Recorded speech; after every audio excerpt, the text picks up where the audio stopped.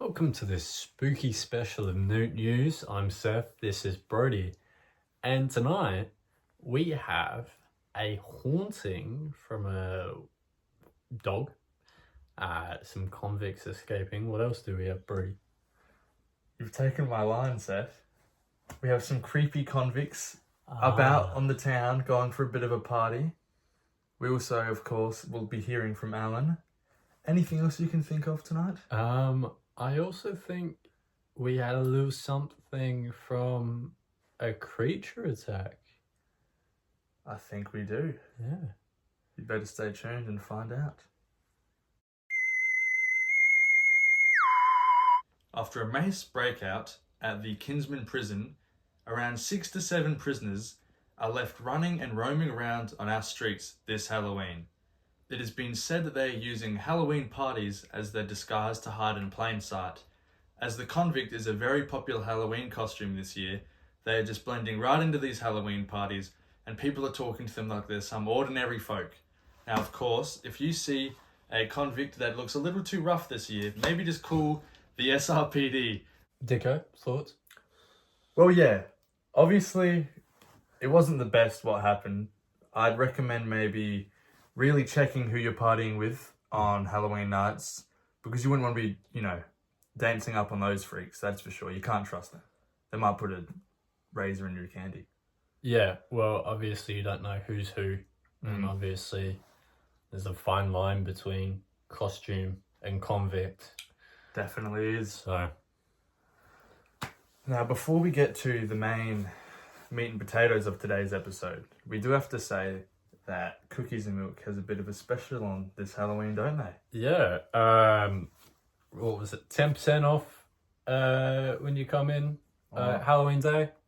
So for us, this coming Friday, as of filming, if you're coming in costume, yeah. Now, don't quote me on it.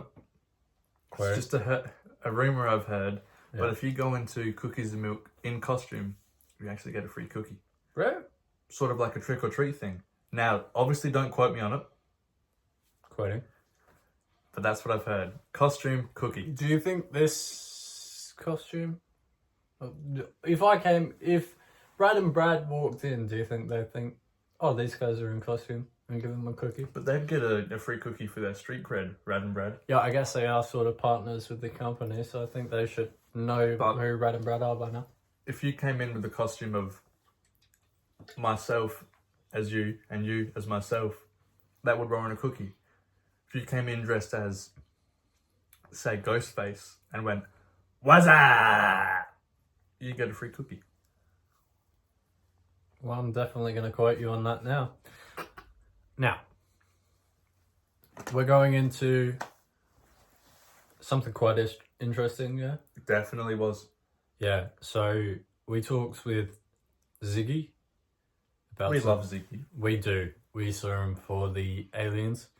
When you had a weird petting zoo encounter, wasn't it? At a poor little girl's birthday party. Yeah. And then we met Clarkson, the crow. Yeah. But yeah, we talked to him again about some sightings of something gone wrong. He's always got some sort of conspiracy up his sleeve. Yeah. And I reckon we're going to have to check out, see if he's waffling on about this or not. Let's take a look at what he had to say. But first, the commercial.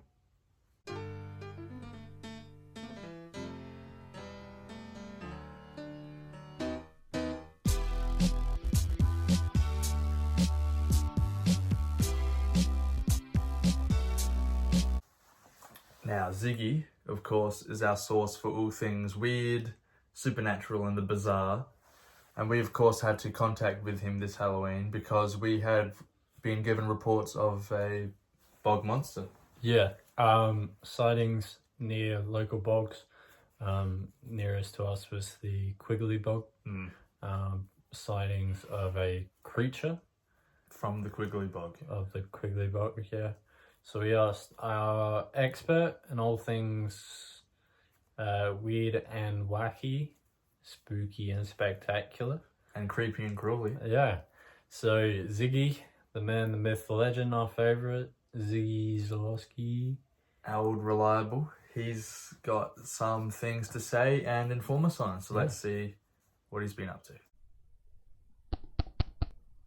Hello there, I'm Ziggy Sapowski, and recently we had some reports of a bog monster seen at Quigley Bog Swamp. Now, this monster is described as a man standing 6 foot, only with algae and plant matter growing on him.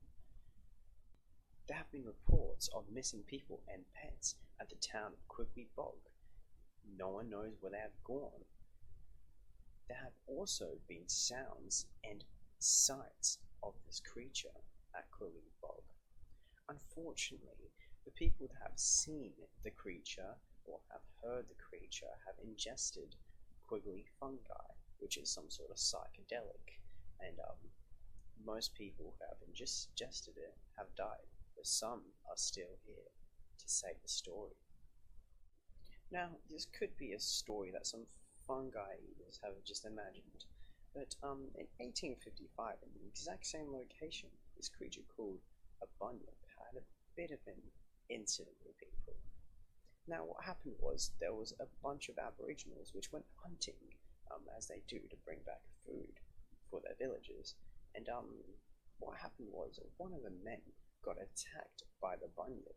Luckily, he speared the bunyip just enough to injure him so the others could flee away. Now, unfortunately for this man, he got left there to die with the bunyip. So, yeah. Could this be related to the missing people and pets at the Quigley Bogs town? How is this related, you may ask? Well, my professional hypothesis is that this bunyip that we used to know over these years since 1855 has evolved to become this big 6-foot monster, and now of which we know as the Quigley Bogs Swamp Monster. But this is, of course, a hypothesis and is unlikely, almost impossible, since the swamp monster, it needs to be in water and it can't go far without the water or the swamp. So it can't walk on land for a very long time. So everyone who lives far away from Quigley Bog Swamp is safe. Lucky us. What was that? Obviously, we just saw what Ziggy had to say. What did you initially think? Well, he's always been a reliable source, so obviously we're a bit willing to believe what he had to say, but I still obviously am glad that we did a bit of research, and as always, his hat is as fashionable as ever. Yeah, well, obviously, years of journalism has told us that you can't always trust one source. Agreed? 100%. Yeah, so we obviously, me coming from the correspondent background in our thing, we thought, let's go into the field and have a look ourselves. So we travelled down to Quigley Bog, yeah? Yeah, and we had a bit of a Encounter, run-in. Yeah. We definitely, we got to the bottom of the case, for sure. Yeah. We can report that bog monster is a real thing that's lurking out in the Quigley Bog. Probably the cause of algal bloom. Yeah, a lot of algae, a lot of murky Ziggy radioactive did water. say that he was covered in algae. So that could be something, or he could have been affected to that, and that's why we've been seeing him a bit more, because it's been affecting his waters, so he's having to come up a bit more to get away from it. Could be irritating him, he's got to travel. Yeah. Migrate even. Yeah. But here's a sort of clip, a teaser, if you will, for that adventure. I'm sure the full sort of thing will be up for your enjoyment. But not so much to ours. Yeah. But yeah. Well, let's have a look. It's a spooky season, so that means a spooky story. Now, we at Noot found out about this story from the grapevine, obviously. It turns out that people had been seeing in the local areas a dog. More specifically, a ghost dog. Now, people were seeing these sightings on cameras, and it was originally pointed out through Twitch streams and all that. We saw one with our own eyes whilst tuning into an Among Us stream, in which we saw this dog walking past, which looked a bit too unusual. Now, there were multiple reportings of this. The dogs didn't seem to be terrorizing anyone, but it's odd. Obviously there's not a lot of information about this. We didn't see it in person, so we can't entirely confirm. We're just going off of reports and statements from people, but that's about as much as we have here. So yeah. Spooky. Spectacular? No, obviously not. I would hate to be haunted by a dog. Definitely. Yeah. It was unfortunate to that girl that was having that happen to her. But the question was it her dog or was it somebody else's dog? What we need really, if anybody else sees this dog around Seaford Meadows, to give us a call and, let us know if they see it or not.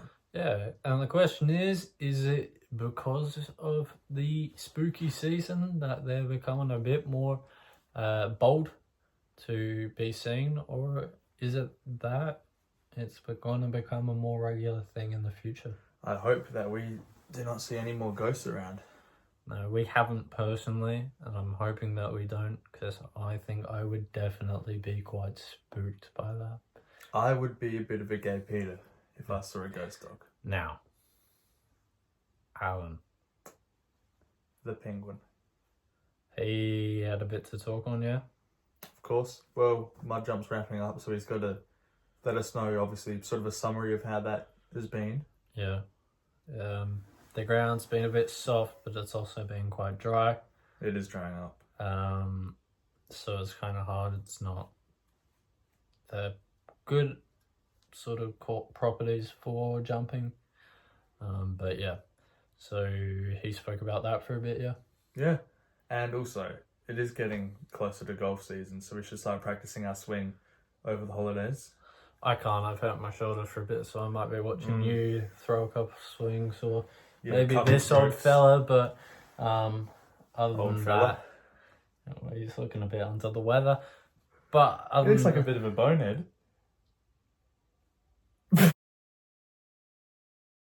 Happy Halloween, I'm Alan, and as always, there's been news in the sporting world. The seasons are nigh on changing, and with that, our favorite seasonal sport, mud jump, is finishing. It appears last year's champion Bogbaza is going to take home the shiny trophy. I have heard rumors that Gary Cobbledick has a new golf swing. We can only wait until summer to find out. Anyway, have a Freaky Friday, folks. So, this season we have seen monsters, ghosts, and everything spooky, even a penguin with devil horns. Obviously, this Halloween, it falls on a Freaky Monkey Friday, so I am advising you all to stay safe out there. Of course, have fun, have a trick, have a treat. I'm not too sure about you, Seth, but I'm ready for Halloween. I've even got my Labubu socks on. When you ask for booty pics, it sends you this instead.